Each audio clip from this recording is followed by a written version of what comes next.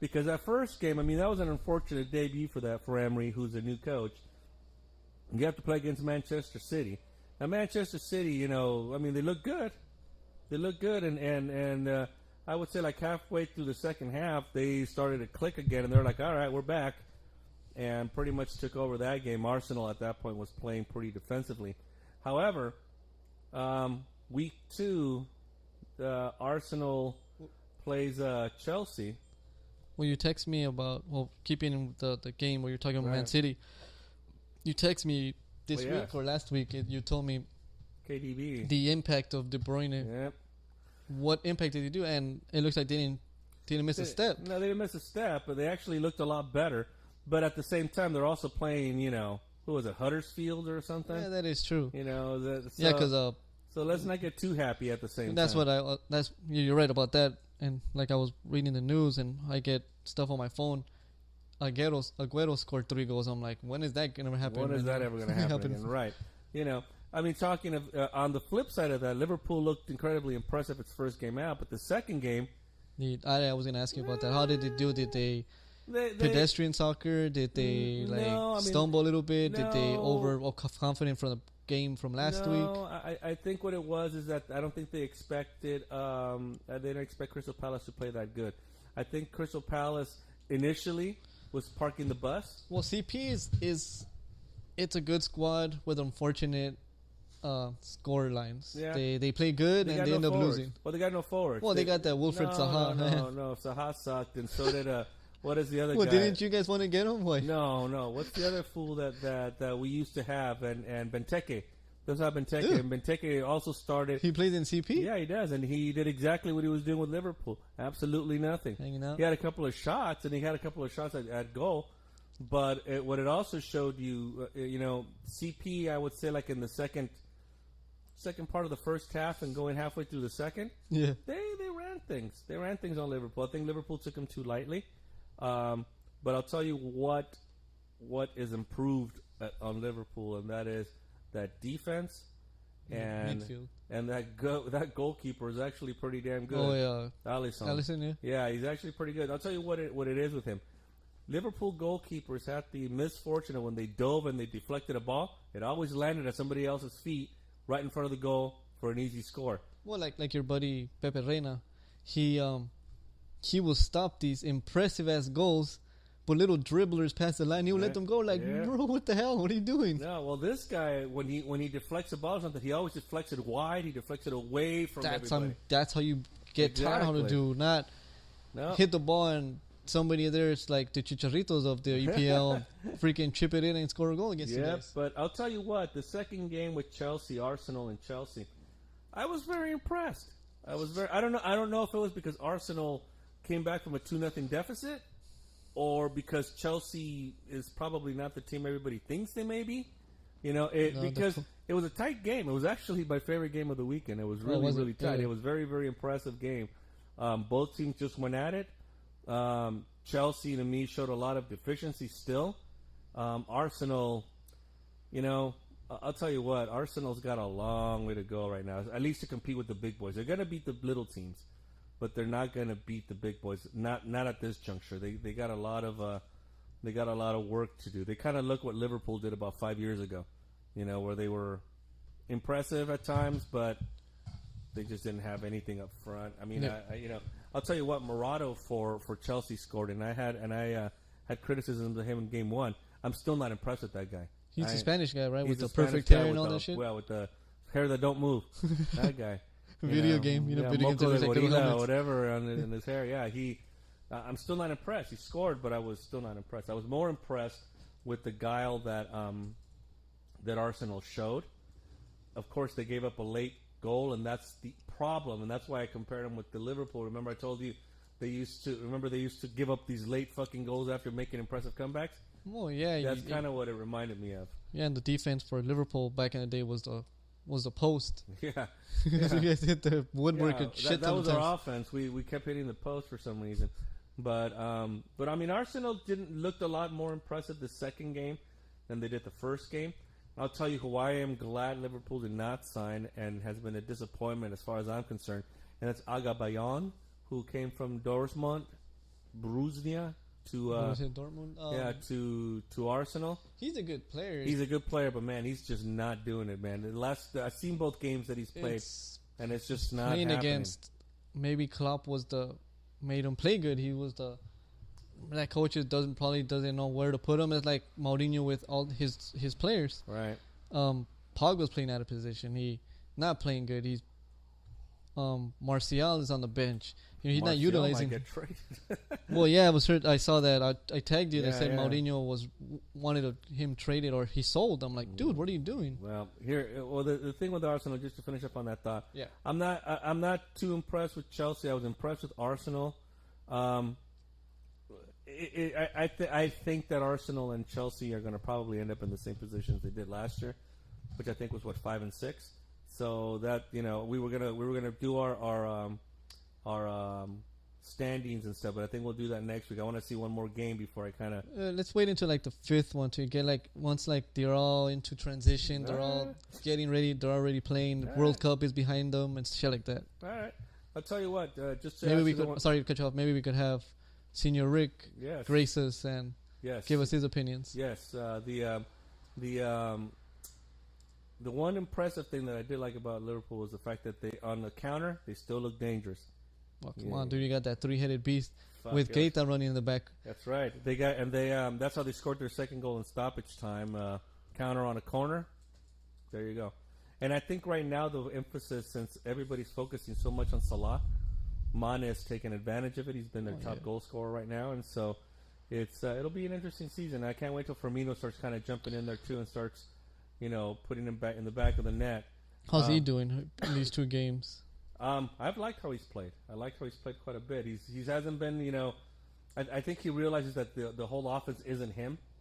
So he'll. Well, it's the same thing for the Brazilian team, but he comes off the bench, unfortunately, from the national team. How can anyways, we'll get to that in some other show. But anyways, Arsenal. Now, another team that's kind of made an impression, but not in the right way, has been Man U. What the hell's happening with Mourinho? And I'll tell you what. I'll tell you what. Pogba didn't play too bad this game either. He actually played all right. Not reports, but I've heard around that there's an unrest that the team is starting to turn on Mourinho. Well, I think the team's probably starting to turn on him a long time ago. And obviously with the banter that Pogba said earlier, where he said they asked him how are your relationship with him, he said if I say something I'll get suspended. So there's something happening down there. So hopefully the team revolts and gets rid of him, because talk was also that Zidane was like in the back burner, speaking to the United front to take over as if Mourinho would get fired. I don't know if Zidane would be a good fit for Man U, but I think anything at this point is better. It's a hell of an upgrade than Mourinho. Douchebag. Yeah, because Mourinho, to me, I was, I know that he won those championships with Chelsea, but you also, and he's got that nickname, the Chosen One or the Special One, whatever. Special One, yeah. But he's just, I've seen players go from their best to has-beens. I've never seen a coach, and it's pretty the first time that I've seen that a coach, quote unquote, had it. Now he's just on any other coach, like from Huddersfield or Wolverhampton. Yeah, I don't understand his tactics most times, especially with a big ass club like Manchester United. Especially when he was with Chelsea, there were times when he played against the big boys, when all he did was park the bus. Man, he did that with the Man U's. He did that with Liverpool when Liverpool was on that run a couple years back. He did that with City. He'll pounce on the little ones, and that's good. But makes not that much of an. So I'm not too sure where the moniker, the Special One, comes around. I'm not too sure where that. It's unfortunate where you're used to watching. They would call it the Fortress. Any other stadium is called a Fortress, where you go there and you end up losing. But now nobody's scared to go to Old Trafford. No. They go there and they end up beating them or tying. And it's funny. I hate to say it to you, but you remember there was a time when we talked about this too, where Anfield was considered a fortress, and there was a time when nobody gave a shit. They're like, okay, we're going to go in there and beat them. Now that doesn't seem to be the case. No, much they don't as care it is. anymore. They go in there and They know they may get scored on like 5 Yeah. goals. But Old Trafford right now, there's issues. There's a lot of issues. And I'll tell you what, as funny as I was criticizing Pogba during the World Cup, Pogba's not your issue. Your issue is that coach. yeah, the Your coach. issue- The coach is he needs to go. He needs to go, or they need to fix him. Well, Whatever the hell he's doing, because he's not apparently- doing a very good job at it. No. And this is his second game. Apparently, he's been complaining since the transfer window when he didn't get any of the players that he wanted. He wanted a couple of the defenders that played for the English national team, among them Stone and I can't remember the name of the Maguire other, from Maguire. That's the other guy, Leicester. right? And the Man U management got him nothing. So Well, you have to ask the question: is it the GM? Because what ended up happening recently is that the owner of the team just got Man United a GM. So it's no longer going to be Mourinho running that aspect of it.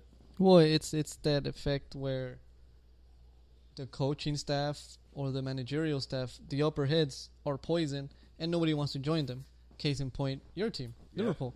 A lot of teams, like that one idiot from Everton, and goes like, "Oh yeah, I said no to Liverpool," and he's like boasting about it, like, "Are you really gonna go to the second Liverpool team in Liverpool, Yeah. and you're gonna go talk shit about them?" I'm sure Liverpool players have that in the back of their head when the derby comes around. Exactly.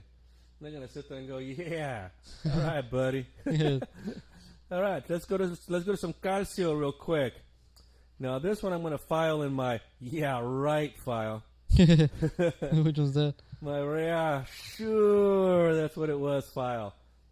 Cristiano Ronaldo says that when he scored against Juve, when he was at Real Madrid in the Champions League, and he heard the applause from the Juve fans for scoring that incredible free kick like he's prone to do. The free At kick, that or was moment? it the bicycle kick? No, was it the bicycle kick? I think it was that bicycle kick where he like, Yeah. It was. He got a standing ovation from the Juve fans. He said, "At that moment, I knew I wanted to play for Juve." "Oh, get the fuck out!" Get the fuck out of here. Why don't you just tell us why you really did it? It's only one word, and it's the same word in many languages. Dinero. Yeah. Plata. Money. That's all. That's the only reason you did this Yeah, for it's my like, friend. it's like every other player, especially going to those big teams. I've always wanted to play for them. I'm sure when you were a kid, you had no TV. You didn't know who Liverpool was. You didn't know who fucking Barcelona was. So quit fucking lying about that shit. Exactly. Do not sit there and tell me that it was because they gave. Oh yeah. You know what? I'm gonna standing ovation here by Torino. I'm gonna go play for Torino. That's right. See, yeah. You know, that's just kind of how I look at it. You know, but no, that's not what happened, Ronaldo. I know all the chicks are going to sit there and going, "Yes, it was. That's exactly why." We know it wasn't. You did it for the money. Now, Argentina's about to play a friendly. Excuse me. Just like the U.S. versus Mexico is going to be happening soon. Is it? It is.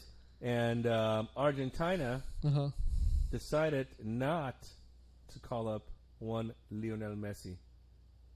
Well, he's focusing in on Barcelona, and how many times do you want to go back to a national team where you're just prone to losing? You're just looking at your players and you're like, "This is all I got. You know, Wow. this is what you're giving me, and this is where we're going." It's like, I'm sure he just doesn't want to deal with them right now. He doesn't want to go back, travel, leave his kids, leave his family. Just want to stay in the comforts of his own stadium in the Camp Nou. Yeah, I think it's probably reason enough to maybe start looking toward the future. You know, I don't think Messi is the future at this point. I think No, you know, he's unfortunately he's already not aged out. He has one more World Cup, but You think we've he's got talked one more World Cup?